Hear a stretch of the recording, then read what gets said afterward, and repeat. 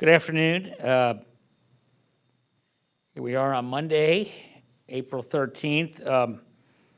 Once again, I'm starting with my mask, which I've been wearing around town, just so that people know that I am wearing it. I was at Kroger yesterday with my mask on, and in my recreational activities over the weekend, I wore my mask. And we're encouraging all of you to wear your masks. Please do, especially for people you may walk into nearby on the sidewalk, but also when you're at Kroger's or Walgreens or at Ace Hardware or wherever. It is designed to keep all of us safe. Today I want to start with an update on the Duke Energy Convention Center, which most of you know has been planned as an alternate care site in our region to accommodate for the surge. Initially, we believed, when I say we, I mean the hospital groups that are organizing this in collaboration with the state of Ohio and the National Guard. As we all know, several weeks ago, they were worried that they would need up to 1,000 beds. Thankfully, in Cincinnati and Ohio, we've all been working hard, and it's been a significant economic sacrifice to flatten the curve. But because of those efforts, the models have been reduced, and the need for extra beds has been reduced. Our regional hospitals and health collaborative have worked with the Ohio Department and figured out what they think is now appropriate. As of now, we will initially have 98 medical surge beds and 48 post-acute beds, with the possibility of expansion if it becomes necessary later. Staffing will be provided by all Southwest Ohio hospital systems. All patients will be directly transferred from area hospitals if it becomes necessary. These will be patients who are recovering or, quote, stepping down from the coronavirus, but still need to be isolated from the public with the support of hospital staff prior to being released. Second, I want to take this opportunity, and this is super important, to ask everybody to fill out the census. There's been at least 2 mailings to you, every single person with an address in this country, and it can be done online. It is the easiest it has ever been, and arguably it's never been more important. The federal government tracks response rates, and right now, Ohio is at 51%, but sadly, our city is only at 40% at the moment. The census directly impacts congressional appointments, federal funding, and redistricting. Some of the federal funding equates to prescription drug benefits for senior citizens on Medicare. So we all have senior citizens we love and care for. You may be a senior citizen depending on prescription drugs. Please fill it out. But all of us, the rest of us, need to fill it out to make sure that we get the funding necessary for our region and for our hospitals to provide those benefits. In addition, it directly impacts the SNAP dollars. The Federal Food Assistance Program used to be known as food stamps. I spoke to Kurt Reiber last week, and he informed me, Kurt Reiber is the CEO and president of the Free Store Food Bank. Remember, the food bank, our food bank, which is a wonderful organization, provides food for about 20 counties, maybe more, but it's at least 20. And those counties are not just Cincinnati and Hamilton County, but all of Southwest Ohio, all of North Kentucky, and some of Southeast Indiana. And this goes out to this goes out multiple counties in Ohio. There have been stories all over the country over the last couple of days about the lines to get access to food for people who have been recently laid off. In Pittsburgh, there was a New York Times article about a 3-hour wait to get some food from the Free Store Food Bank equivalent in Pittsburgh. When I spoke to Kurt Reiber last week, he informed me that they are on pace to give out what they would normally give out in 6 months in 1 month. He also told me last week that right now, at that pace, they only have enough food for the next 3 weeks.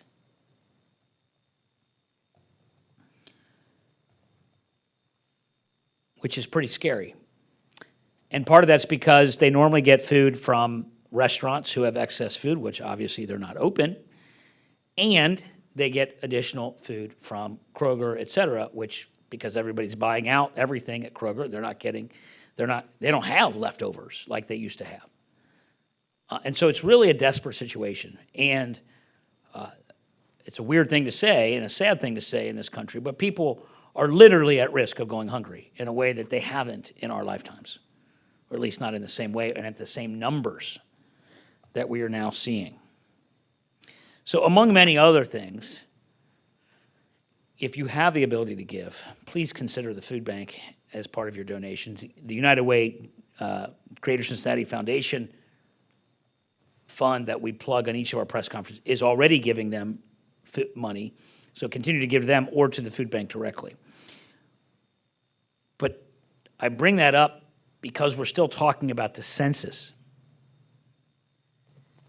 And 10 times more people are fed by the SNAP program, the old food stamp program, than are by our food bank, even on a good day.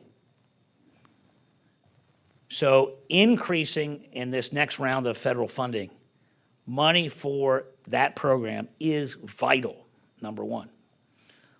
But regardless of how much money Congress appropriates to it, when that money is spent by a local family, it's spent at Kroger, which helps our local economy, which helps one of our largest corporate taxpayers and headquarters.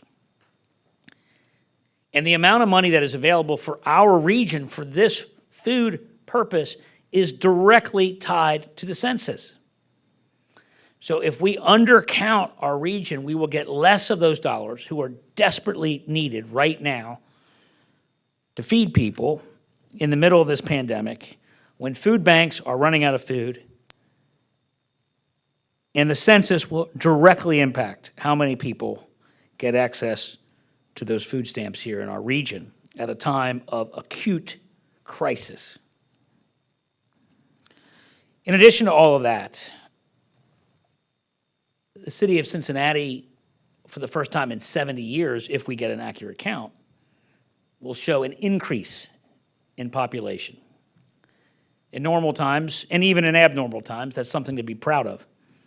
And it's important to our future as a region and as our comeback, that when we come out of the coronavirus, when our economy comes back, we want to get back to talking about the great comeback of Cincinnati. And that's going to be true, but it would make our lives a lot easier if we could get the census to verify it. And the only way the census can verify it is if you, listening, fill out the census. And please, please take a minute to ask your siblings, your cousins, your friends, your next Zoom happy hour, whatever it is, please make a point of asking, hey, did everybody fill out the census? It actually only took 5 minutes. Please do that. It's very, very, very, very important. There's 10 questions, 10 minutes, tens of thousands of benefits for our community. Remember, all you got to do is go to my2020census.gov, my2020census.gov. At this time, I'd like to invite Commissioner Melba Moore up for our daily briefing. Thanks. Thank you, Mayor Cranley, and good afternoon. I want to start with our state numbers first. We have a total of 6,975 confirmed cases, 274 deaths, unfortunately, 2,033 hospitalizations, 613 ICU admissions. Age range is less than 1 to 101, with a median age of 54 years, 48 males, 48% males, and 52% females. For the city of Cincinnati, we have a total of 164 confirmed cases, 12 confirmed for today, and 2 cases were changed and moved to another jurisdiction. As it relates to our health centers, we've tested a total of 59 patients. 10 of those are positive, 5 males, 5 females, with an age range between 31 and 62 years. 46 tests have been returned negative. We have 3 tests pending, and 2 tests are scheduled for today. We know that the racial breakdown is 30 African American, 24 Caucasian, 1 Asian, and 4 unknown.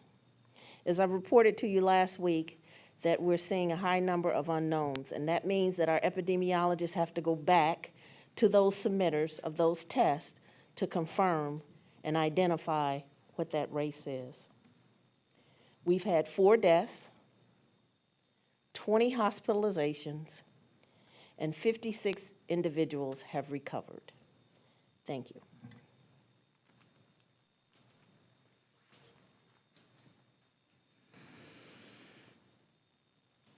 Okay, thank you, Commissioner Moore.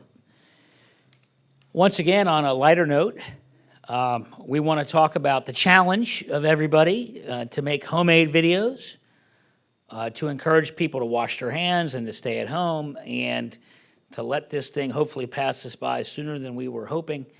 And are we playing ours again today? Yeah.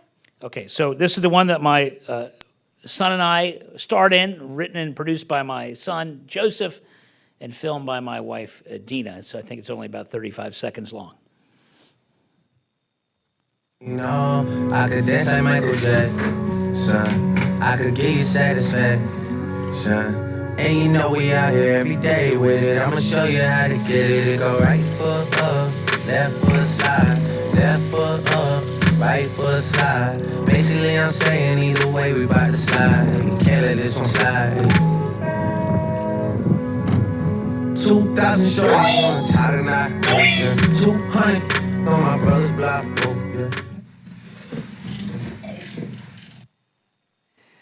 All right.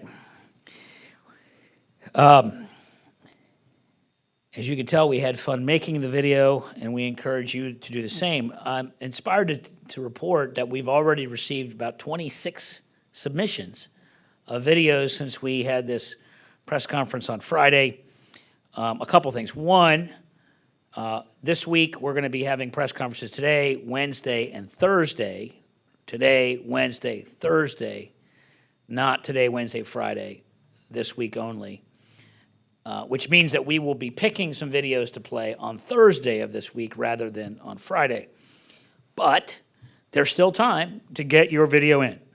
So please submit it at stayhome@cincinnati-oh.gov, stayhome@cincinnati-oh.gov, and then hashtag, did they submit it to us by hashtag too? Is that on Twitter? And you can also send us your video on Twitter by using the hashtag StayHomeCincinnati or hashtag InThisTogetherCincinnati, right? Great. So again, remember, we're going to pick out some winners. Huge prizes. You might even get a day named after you if your video is picked. So, big time. All right. And lastly, before we take questions, as I already said, but I'll just repeat, press conferences will be, obviously now, Wednesday at 3:30, or when City Council ends on Thursday, whichever is later, and Thursday at 4:30. Thursday will be at 4:30, which is not the normal time because of a meeting I have with the Chamber of Commerce at 3:30. So with that, I'd like to open it up for some questions. Do we have a question today from the Business Courier? Yeah, Mayor, a question about building permits and such. So the Planning Commission is meeting on Friday for the first time in a while. Will we see the same for the Historic Conservation Board and any other panel where that kind of thing is required to get started on construction projects? And then the other thing is, do you, and maybe this is for Patrick, do you guys have much of a sense as to how much work is being able to be done in the building permit areas of the city? And is that something that folks who are trying to get stuff done can expect to restart as well? On the first question, Chris, right now we have no pending requests for a Historic Conservation Board or the other board meetings. There were multiple requests for a Planning Commission meeting, which is why we scheduled one for this Friday. You know, if we, essentially what happens is if we get a bunch of requests, we'll consolidate as many as we can and ask for a meeting, obviously giving people the ability to participate by telephone, et cetera, under the new guidance under the open meeting records stuff. But I'm unaware of any urgent pending request on the Historic Conservation Board or similar type boards. And I believe permits, why don't you just take that one? Business Curry, as it relates to permits, the last report from the building department on Friday is that they're still seeing 90% of what they typically normally see in terms of construction permits. So it looks like since the governor declared construction an essential service, that's still continuing, and we're still seeing a decent level of permitting going on in the city for construction. All right, who do we have from the NCAR today? Mayor, it's Sherry. Can you remind me, when is the city budget due to be delivered and to the public? And also, I'm wondering about how much conversations you've had with the Board of Commissioners about cuts at the county level compared to cuts at the city level. Well, Sherry, just as a reminder, we're on a July 1 fiscal year, so certainly we will have the 2021 budget delivered and discussed probably in early June. As you could imagine, given the severity of the crisis, we're going to be having budget discussions starting on this Wednesday with an update in the Budget and Finance Committee on what we know now. And it's clearly changing by the week.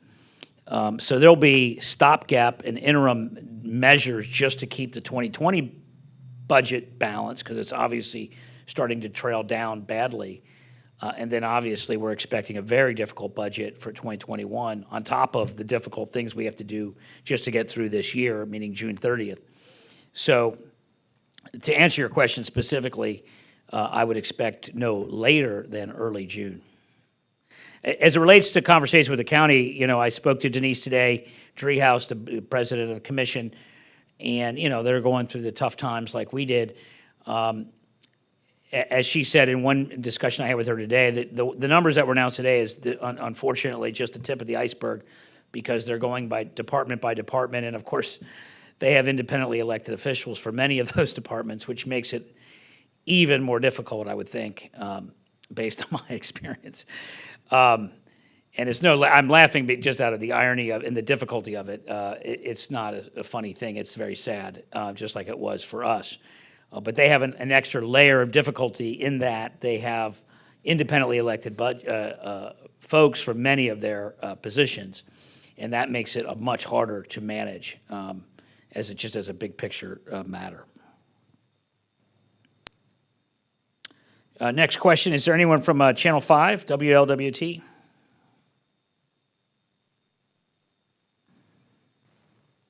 Yeah, Molly Lair here today, Mayor. Just wondering perhaps if Melvin Moore has a breakdown of the hospitalizations or deaths by the race. I know we got the number of positive tests earlier. Jasmine, can you pull that map up? I think I might have something. Which would you like? The heat map, that one. Might be hard for them to see. I can send it if you need to reference something. Actually, what we have in the map that we're going to make sure we get to you, the chart that we get to you, it looks like we have 52% black, 51 white. 52 cases. 51 black, 52 white, it looks like. 52 cases Caucasian, 52 African American, and 51 unknown.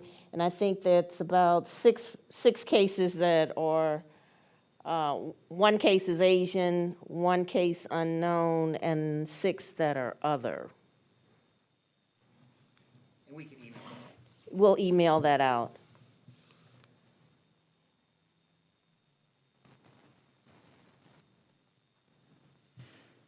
Okay, are there any other questions today? Oh, I'm sorry, WVXU. Yeah, Mayor, I had a question that's probably best answered by the health commissioner.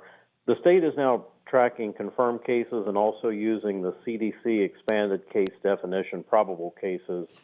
Is the city health department tracking the probable cases, or do you plan to start tracking the probable cases? We haven't been tracking the probable, but we haven't been reporting on the probable, but we can come back and provide that.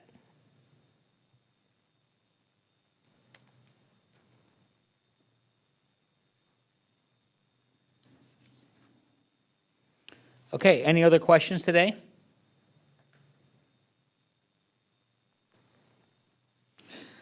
Just as a reminder, you can text RAPID to 91999 if you would like to give to the United Way Greater Cincinnati Foundation efforts on relief. And again, we will have our next press conference on Wednesday afternoon at 3:30 or at the end of City Council, which is ever later. Nothing else. Hope people had a happy Easter weekend, and we'll see you on Wednesday.